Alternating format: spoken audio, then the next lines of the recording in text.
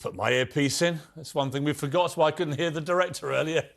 It's actually a blessed relief for both of us. Good evening and welcome to Piers Morgan Uncensored. Capitalism is a colourful riot of banks, brands and businesses competing for our cash. We give them money, they give us the things we need or desire to make our lives easier and less miserable. That's the deal.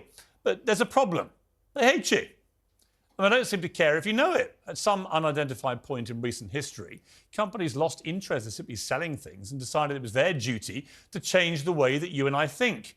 Someone somewhere said corporate board members of the world unite. And suddenly the people who sell you fizzy drinks and credit cards were also telling you that Black Lives Matter, that Pride Month is more important than Christmas, you're personally to blame for climate change because of your filthy carbon footprint, and so on and so on. This week, Coutts Bank, my own bank, was exposed for terminating Nigel Farage's account because of his divisive opinion, supposedly, and his stance on Brexit. Here's Dame Alison Rose, the CEO of NatWest, which owns Coutts.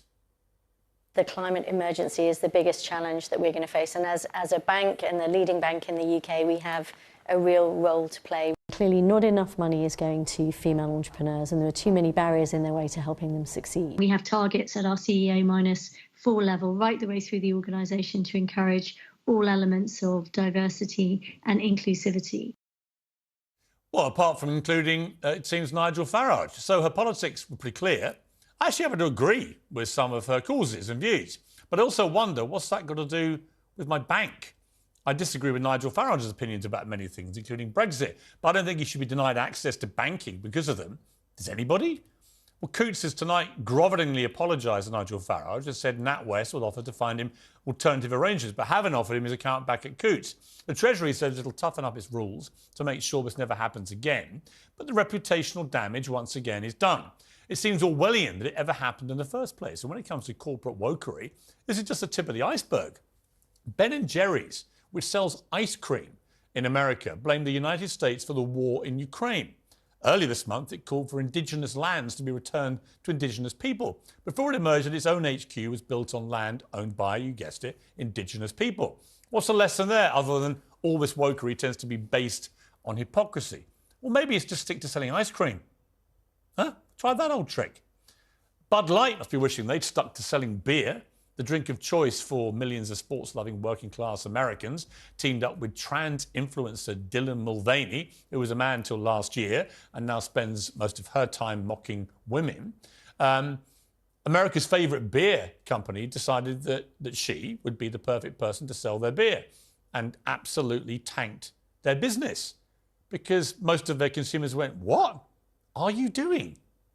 Well, that debacle has cost them $27 billion so far. The same thing you might remember happened to Gillette. We suddenly told all its male customers, including myself, that we were a bunch of Harvey Weinsteins until we could prove otherwise. They took an $8 billion write-down in value. It's corporate suicide. Or maybe it's Maybelline. The popular lipstick merchant last week decided to tell women they should aspire to be big, bald men with beards when they buy their lipstick. Really? Why? Why would you think that would work? Why is no one in your offices like me going, "What are you doing, you idiots?" We'll see how it goes. I can tell you how it's going to go. Probably not very well. Because most women don't buy lipstick because a big, bald, bearded bloke tells them to. Last month, Adidas chose a biologically male model complete with visible bulge to advertise a female swimming costume. Again, why would you do that? This week we discovered that Disney has abolished its Seven Dwarfs in a live-action remake of Snow White and the Seven Dwarfs. The dwarves have been replaced by 7 magical creatures of varying shapes, sizes, ethnicities and genders. Actually, what that means is one dwarf actor is still in that film about 7 dwarves, and the rest are average height people. So 6 dwarf actors lost work in a Hollywood blockbuster because of wokery. Disney also abolished its famous princes and princesses because they're gender stereotypes. Really? Can't we just have princes and princesses anymore? But it does now feature gay kisses and lots of diversity. Here's a Disney executive explaining why. Our leadership over there has been so welcoming to my not at all secret gay. I was just wherever I could, just basically adding queerness to if you see anything queer in the show, I'm proud family. But I just was no one would stop me and no one was trying to stop me. Why didn't like someone stop you with you adding your queerness everywhere? I've got no problem with people being gay or trans or anything. Frankly, black, white, I don't care. I treat everyone the same. I expect them to treat me the same. But this stuff is utterly ridiculous. Why does Disney, which makes fairy tale cartoons and adventure stories for kids, why does it need a queerness agenda? I don't get it. And nor do the consumers. Disney's taken a huge hit as well recently. I'm not even right-wing. You wouldn't believe it from the way I get treated on Twitter. People call me a right-wing headbanger. I'm not right-wing at all. I used to edit the Daily Mirror newspaper. It's a left-wing newspaper.